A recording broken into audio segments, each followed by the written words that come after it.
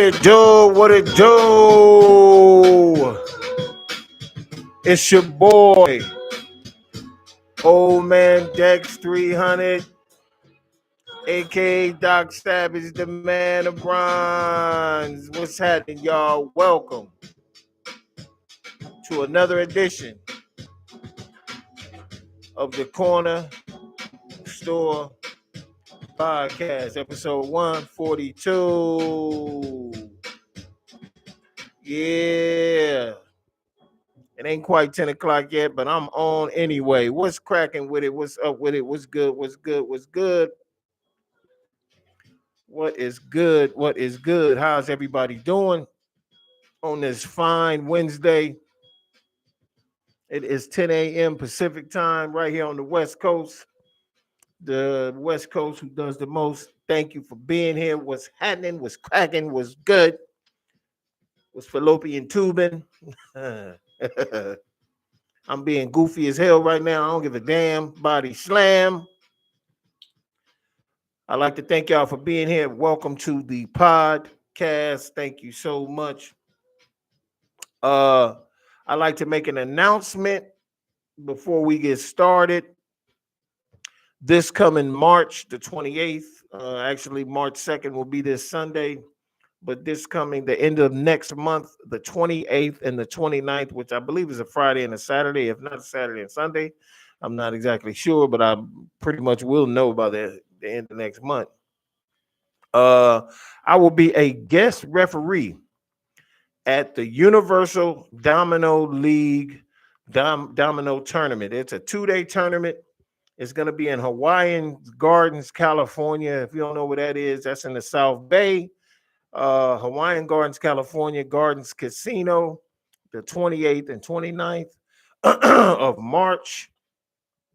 Some special guests that'll be there. Dr. Dre, Snoop Dogg is supposed to make an appearance.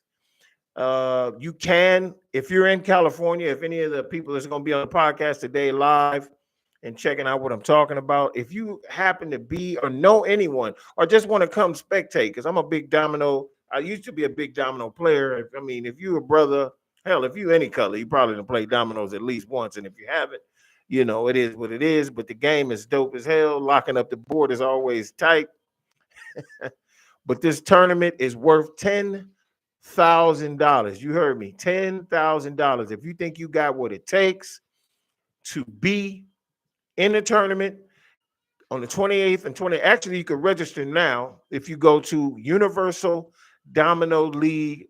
They're on TikTok, they're on Instagram, and register to be a participant. You also come there and be a spectator. It's going to be at the Gardens Casino and Hotel on the 28th and 29th of March, last few days of the month.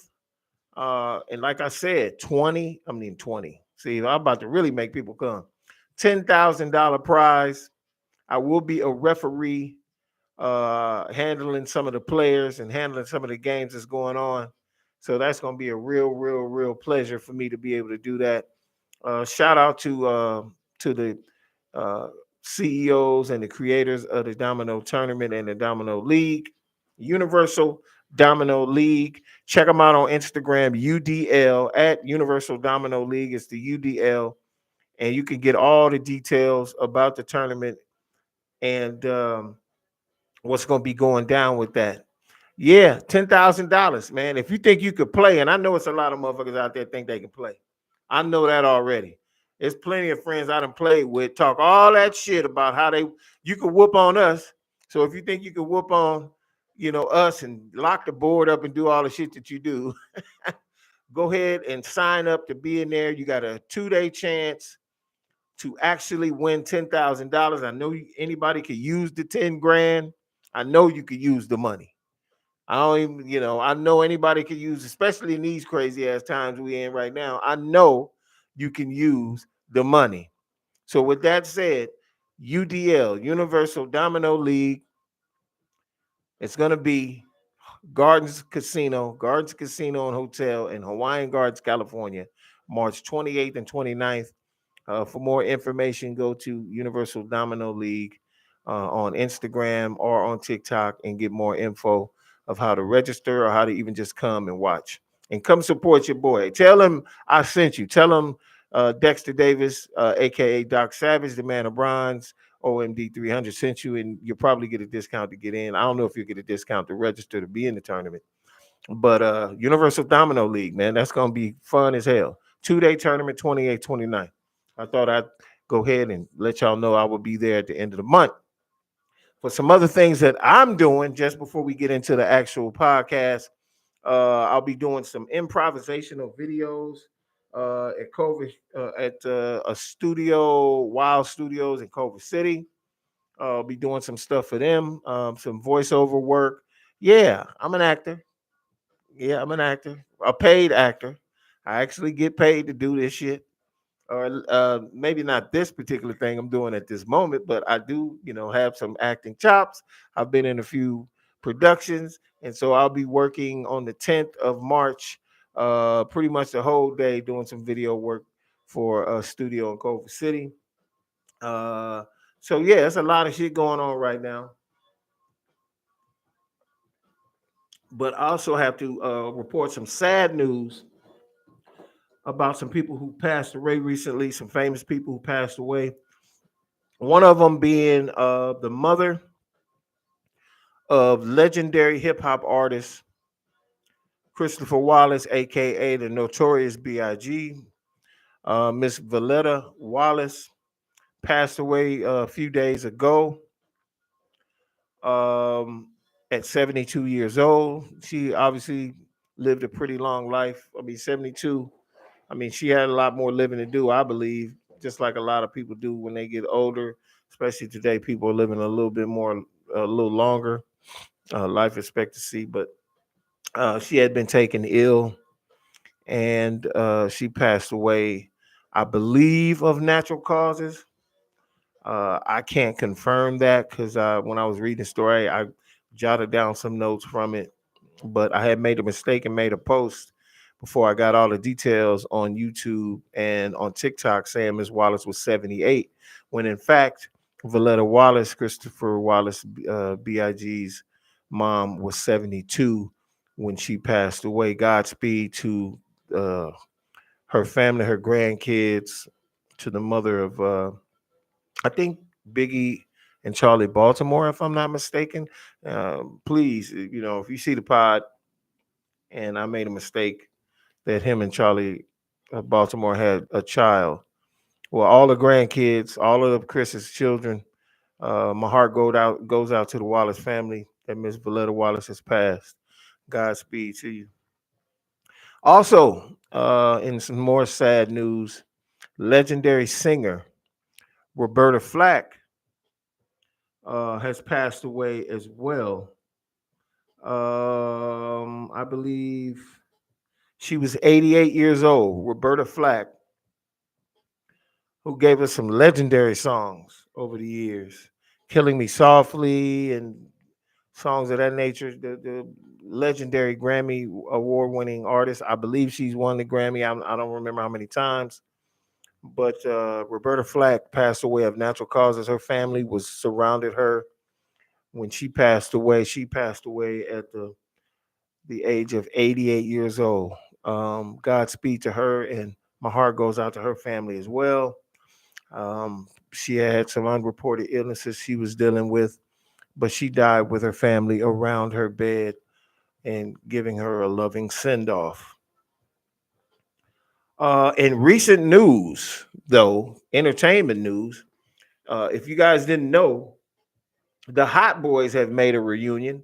The Hot Boys being Birdman and Juvenile and Lil Wayne, and they're doing a tour recently. And Birdman mysteriously at a show, which happened the other night, everybody's calling it a glitch, I guess you could say. He froze up on stage. Now, mind you, you guys know that the Hot Boys and are legendary drug users. Everybody knows that. And they were one of the premier founders of syrup or that scissor or whatever the hell, where they putting codeine in a cup with Sprite or whatever juice, and they drinking the codeine and everything. And I'm pretty sure they have been doing that for many moons.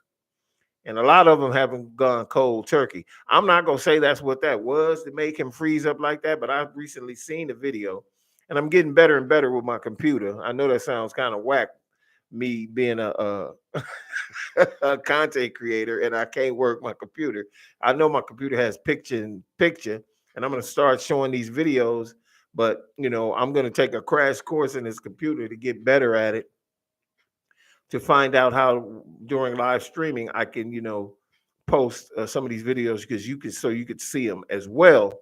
But he froze up on stage, y'all. You can find the video everywhere. All you got to do is just, it's real easy to put in your search engine, hip hop mogul, hip hop artist Birdman freezes up on stage doing live performance.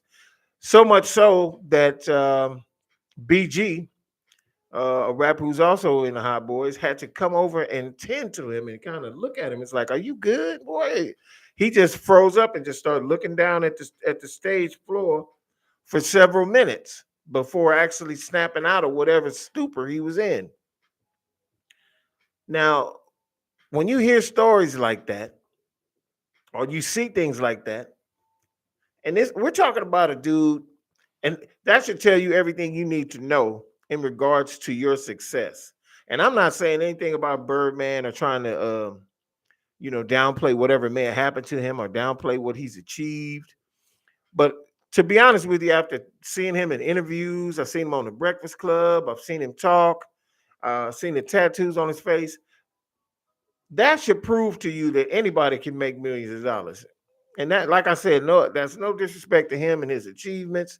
That's no disrespect to anybody who came from any hood in any town USA, any big city USA, for achieving their dreams and becoming financially. And I only say that because they became financially secure. Just because you got millions of dollars don't mean you're smart. It just means you made the right moves. God blessed you in the right time. The right doors was open and you walked through. And not only did you walk through, someone guided you to understand how to continue to make this money. So, never downplay that. I don't care who it is. You can name anybody, any of the rappers out there, any of the moguls. Oh yeah, by the way, I may have mentioned this before on a previous podcast. Irv Gotti, CEO of Murder Inc., and also was a Def Jam employee for many moons, a legendary Def Jam employee, passed away as well. I think I mentioned that on episode 141. But that's another famous person who passed away. And there's actually a couple more, but I didn't get a chance to jot those down in my notes. But seeing that these people have passed away, you would think somebody like Birdman, who's got several million dollars himself and has masters to some of the greatest hip hop music, masters of artists who has some of the greatest hip hop music ever made, would take better care of himself. You know, I'm an avid marijuana smoker. At least I was.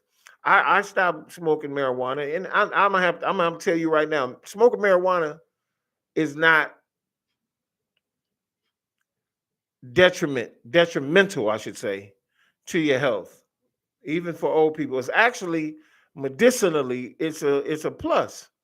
But I'm gonna tell you right now, anything that you do in an overabundance, anything that you do in an overabundance is going it's going to wreak havoc on your body. If you eat too much, even if it's healthy food, even if food that goes right through you, gluttony of any kind is going to end up hurting you. And so you always got to do everything in moderation. There was times I would go buy a whole zip, and I'd be smoking 3-4 blunts back to back to back. That's too damn much. And I know it was affecting me in a lot of different ways, respiratory wise, and also the things that you use to smoke with, like blunts. Ask yourself, why do blunts cost as much as they do? They know If you can buy a pack of pom poms that has 3 blunts in there for $1.60 or $1.80, that should tell you everything about the blunts that you're using to smoke with. And I was an avid pom pom and Swisser purchaser. They knew you weren't going to use the tobacco that's inside of those cigars. They knew you were going to bust it open. So why you know that the quality of the tobacco inside is fucking horrible. So you know that the paper that they use to wrap said blunts is also horrible if they can sell it for that cheap. We're talking about vacuum sealed little pouches of these blunts. And that's just to keep whatever's inside from not going stale. So it doesn't surprise me, even with the money and the medical probably coverage that Birdman has, that he would freeze up on stage. I know for a fact that most people who have money feel like they're fucking invincible, that nothing's ever going to touch them until it finally does. When you get scraped by the finger of fate, and fate chooses and selects you to be ill or damn near so ill to where you damn near die, it's going to happen. It don't matter if you got a mountain of money.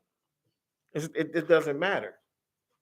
The sad part is most people don't see it that way, that do get successful or do end up achieving their ultimate goals and dreams. It's a pretty wild ass motherfucking situation, if you ask me. That somebody of his stature, and these guys ain't getting no younger. People still think because they're in hip hop and they got the tattoos and they driving around and they're doing. Birdman's probably close to 50 something years old, if not already there.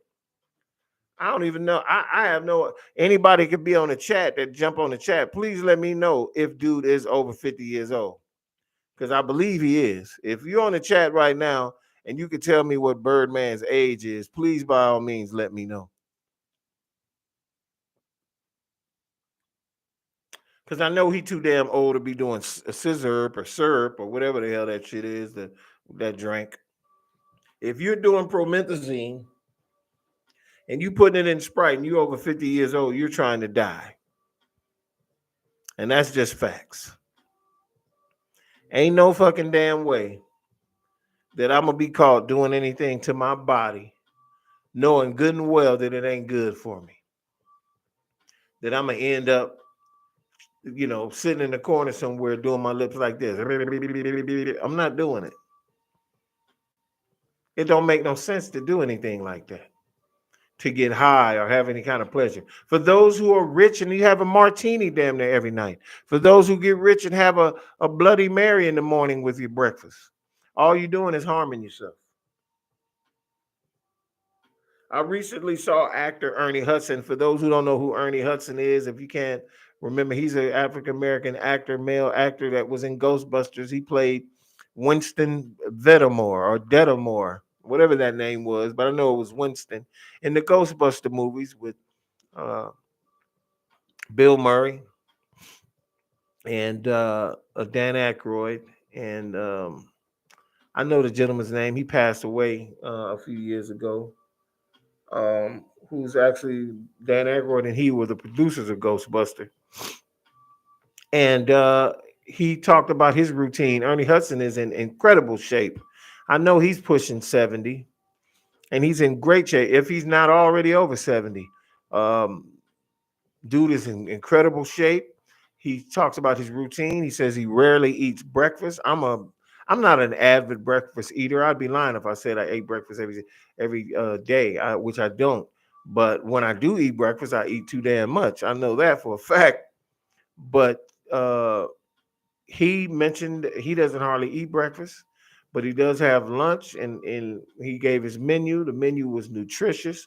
He said, but if he does eat some type of breakfast, which he doesn't really often do. He'll have like a piece of fruit and some oatmeal. And I think he does that at lunch as well. Um, and he says at dinner he's gonna eat protein. He's gonna have a steak or some prime rib or something like that. And he works out. And really, if you just, which I don't do, I'm about to say something I don't do. I'm not gonna sit up here and act like I actually be fucking working out all the time. I do not. I actually should be working out every day, which I love to do. I love to do 5 days a week, to be honest with you. I know I'll be sore as hell, but once you get past about a month, once you get past that soreness, you're gonna feel like $1,000,000. I know it, but it also costs a ton to go to these places and actually get into the workout mode.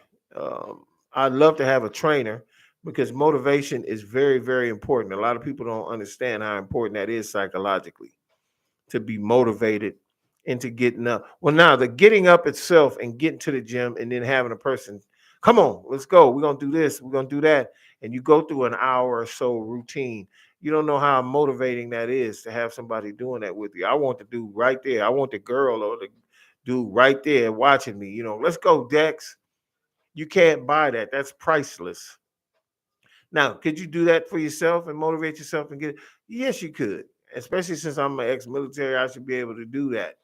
But after a while, psychologically, if you could get it, you wouldn't mind having some coaxing. You wouldn't mind having somebody to kind of like, telling you, hey, we're gonna do this today. We're gonna do leg lifts today. We're gonna get on the treadmill for about this long.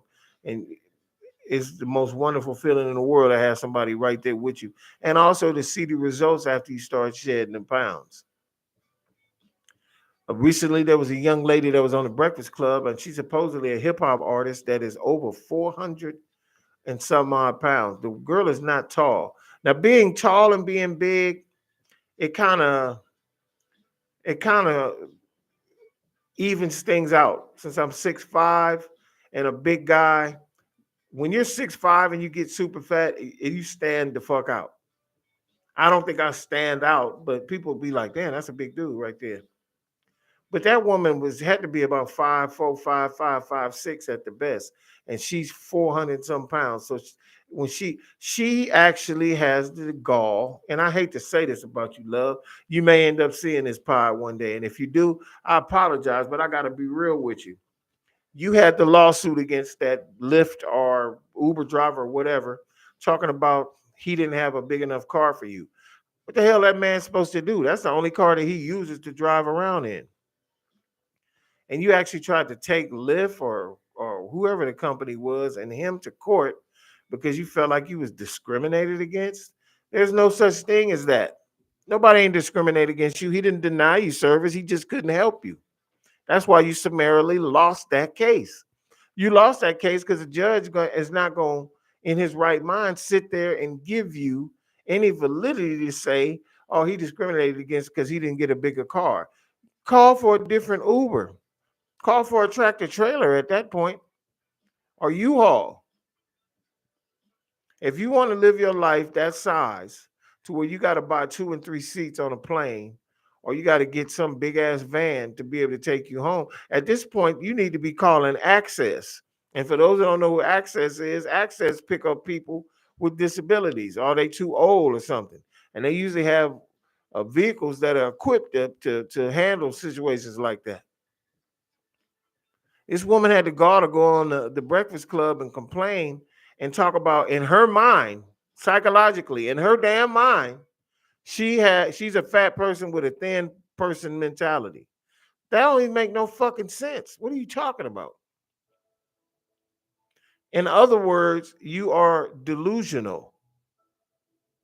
And it seems like delusion is the word of the day in these days and times. Everybody has lost their effing minds. Delusional.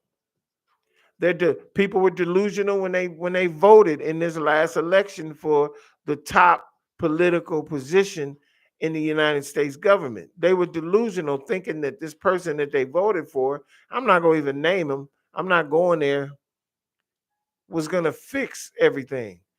In other words, the person that you voted in office is a demolition man versus a person that's going to build up the house. He's tearing everything down. And the thing about it is he hired a bunch of goons and weirdos to do it for him. He ain't gonna never get his hands dirty. If everything goes to shit, I guarantee you the person that was voted into the presidency will say it's because of them. It was because of that person. He didn't do his job. This person, da da da. That man ain't gonna take no responsibility. All y'all sitting up there talking about, well, I voted for him because he gonna drop egg prices. You need somebody to stand your ass up against a wall and get 20, 30 dozen eggs and throw them at your dumb ass. So you can go home covered in egg yolk. Because y'all fucking crazy if you thought that was gonna be a solution by putting this bad hair ass some bitch in office. I know I end up talking about dude every time I do a podcast. It's hard not to with all the shit that's going on and the people that he got around him. It's absolutely insane. Getting back to Birdman, if you didn't hear about Birdman, he froze up on stage. It looked like he had some kind of weirdo episode. And even though I'm not a huge fan, I don't like to see nobody having no issues. So my heart and go out to him, and hopefully he ain't got no serious medical condition that he may have caused and brought on to his own damn self by drinking syrup and from what I understand, doing lines of cocaine. But these are all rumors, and I'll say alleged. That's all I can do. Okay. Let's talk about the thing that's really bugged me for the last week. MSNBC anchor, if you can call MSNBC a news network, I don't really know what to call it at this point. Just fired one of their political anchors, Miss Joy Reid, who's been on the in the anchor chair on the Reid Report for several years now, and I mean, it's been pretty much a fixture uh, on MSNBC as one of their premier people, similar to somebody else who was summarily let go from CNN, brother, and he was pissed off as well. Y'all should know who I'm talking about. But we talking about Joy Reid right now. Joy Reid was let go, and she took it kind of hard. She took it hard. She made a video. Now I'm of the mind that you never let people see you sweat. You don't never let no motherfucker see you sweat. Now, if you lost that job and you crying, there's no reason for you to be crying. You made good money. You probably, and by God, I hope you made good investments. Anybody that's commanding the salaries that these people been commanding, doing these shows on these news affiliates or these news, you know, networks, if you want to call them that, you should be investing. I don't know what your salary was, and I hope you wasn't living beyond your means to the point where you couldn't invest. Hell, there's a startup by Isaac Hayes' son, Isaac Hayes the third, called Fanbase that most of people ain't even investing in. And a person like Joy Reid could have gave that brother several hundred thousands of dollars and bought stock in said company until it blows up. I'm pretty sure Joy Reid has invested well. She's got books. She's got another book coming out. I'm sure she's not hurting for money. So why are you crying about losing that show? Are you crying because you believe that they did it because of the climate politically that we're in and that they're trying to get rid of DEI all over the place? Was that why you were crying? What you said on the video is that you felt like your show was doing good things and was doing good works. Let it stand on that then. Your show is archived. People can go back and watch Joy Reid episodes on YouTube and MSNBC and other ways. They can go look back on episodes, recent episodes, old episodes. There's no reason for you to make a video where you're crying and showing these people who are laughing and happy that you are not on TV anymore see you sweat. Don't let them see you sweat. Fuck them. You could create your own lane now. You have a name. People feel bad that that happened to you. I guarantee you, you do the Joy Reid podcast or the Joy Reid show, you're going to get 1 million followers in a matter of months. I promise you. At least 500,000. Easy. Easy. You have friends. And not only this, that happening to you, Joy, will show you who truly was a friend of yours. It will. If you start doing something on your own and people don't follow suit that you knew that supposedly supported you, you'll know who truly your friend was. So there's no reason for you to be sitting up there crying and talking about how my show had it had validity. It was supposed, I was doing good. No, you ain't got to prove nothing to nobody but yourself. My podcast, I ain't nobody in regards to even you.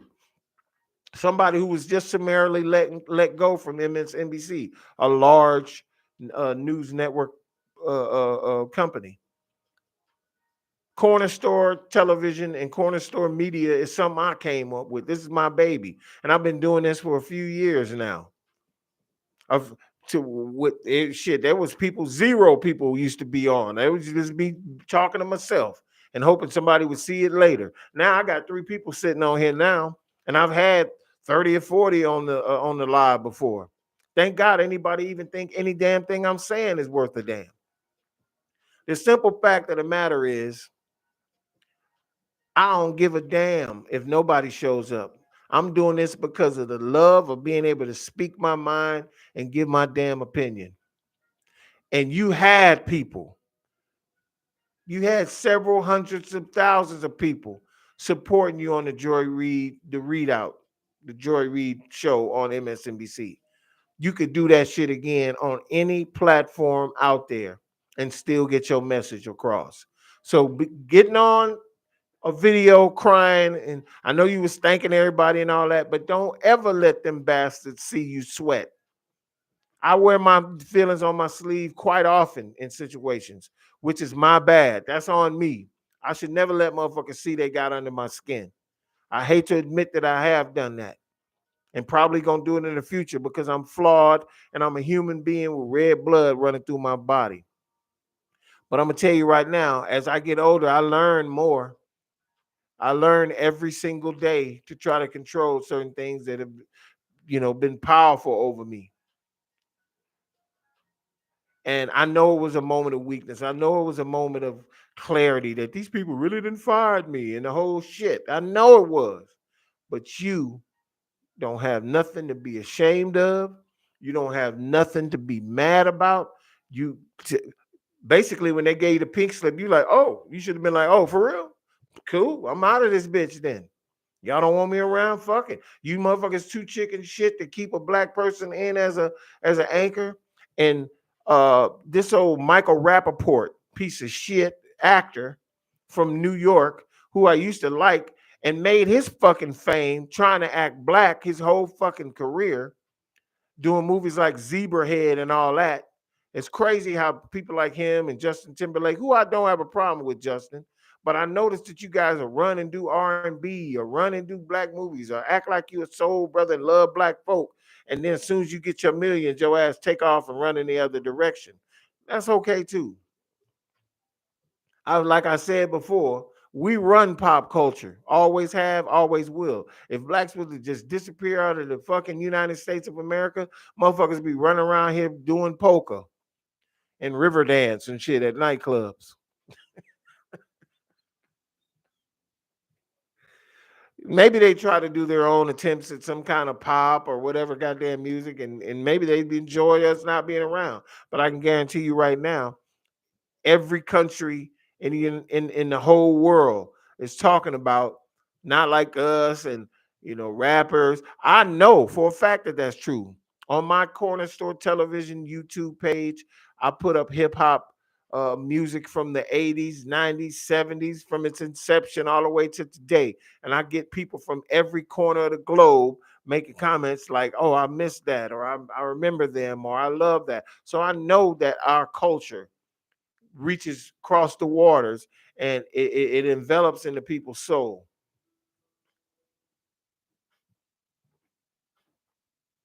Miss Reed, you ain't got a damn thing to be ashamed of, mama.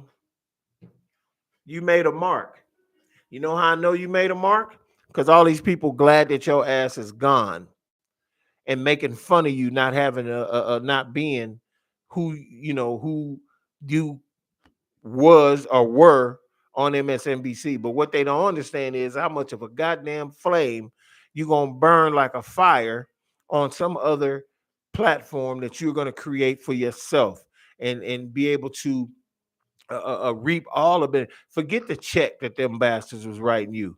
When you do your new content on your new platform with your name on it, your people running it, all the people that you hire, just like Roland Martin, who I really don't care for too tough, because the way he be talking to them people on his show, shit, that man hired me. Me and him about to fight.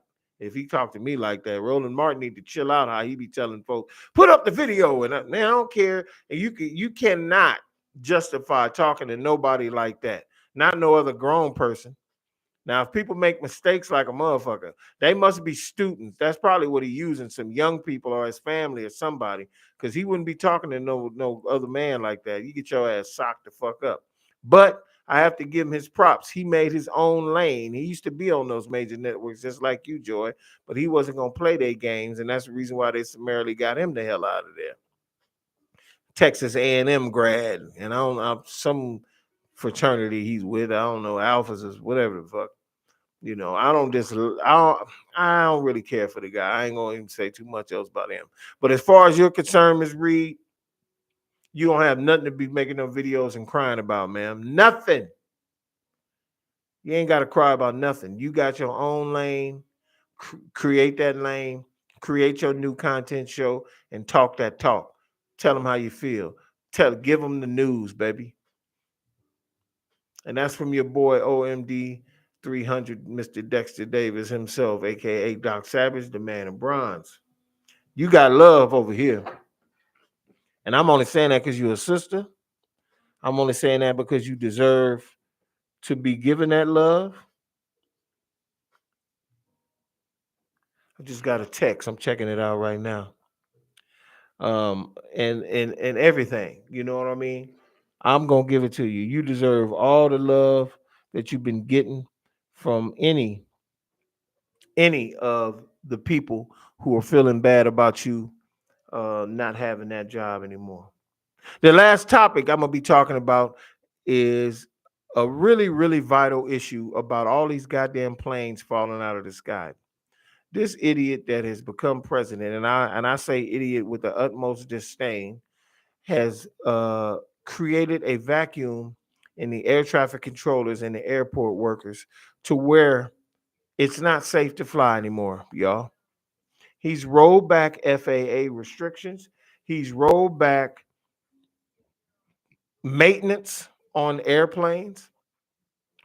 These companies or these airlines are not even fixing the planes. They have been summarily letting go employees that fix the planes. That's why you're seeing all these mechanical failures on these planes.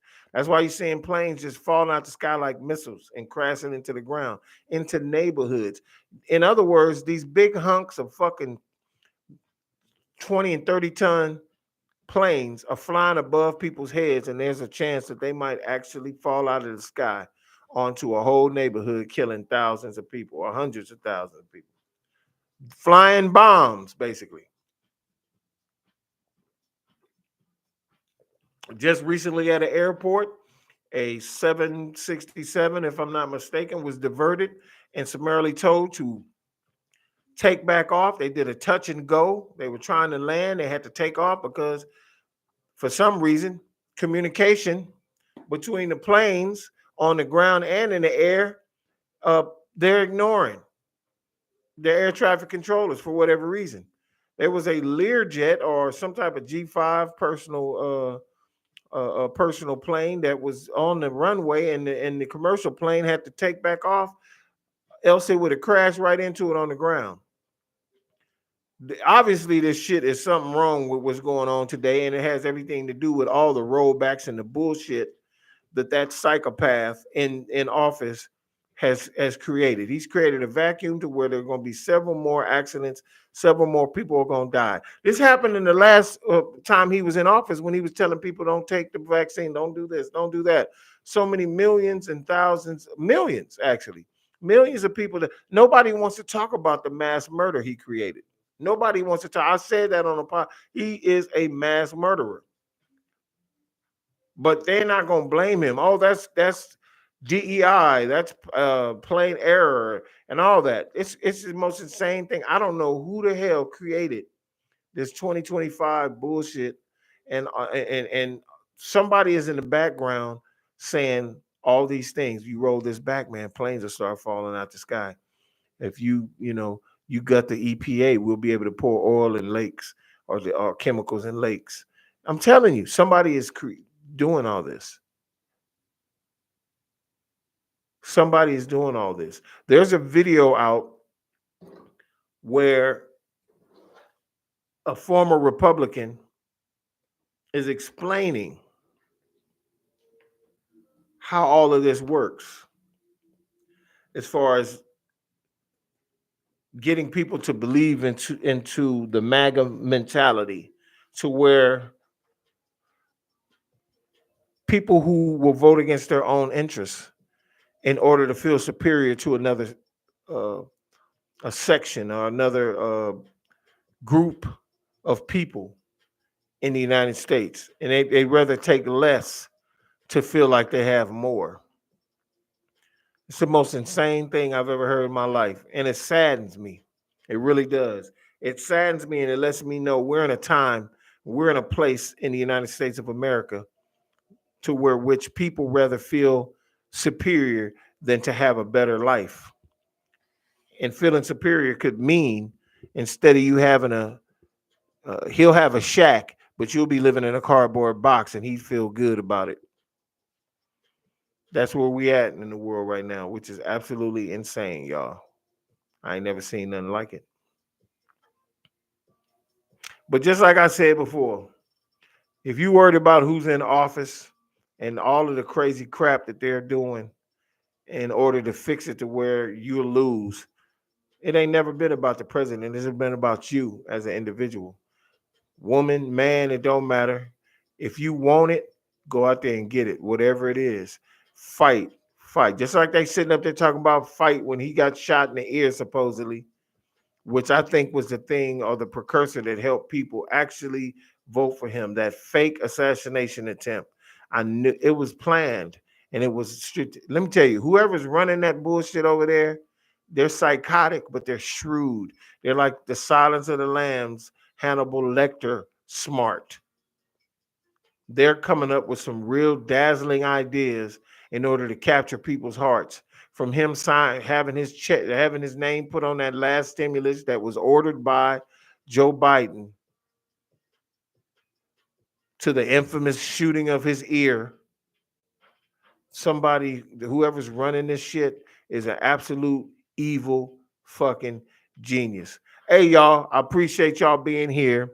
Corner Store Podcast, episode 142. Thank y'all so much for being here today. It's been an honor to be able to present. We are at 21,000 subscribers, y'all. 21,000. 21,000. Heading on to 1 million. God be with us. God be with you. Thank y'all so much. I appreciate everybody being here, man. I really do. I didn't get that much engagement on the chat today, probably because people are at work or doing whatever they're doing. But shout out to all my subscribers. Remember to like, comment on this live. Just keep banging, man. Keep working hard. Keep doing what you're doing. I love everybody. It's all love. Love you. Love God above. And keep it banging. OMD. I'll check y'all next time on the next episode. We might have a guest. So please stay tuned.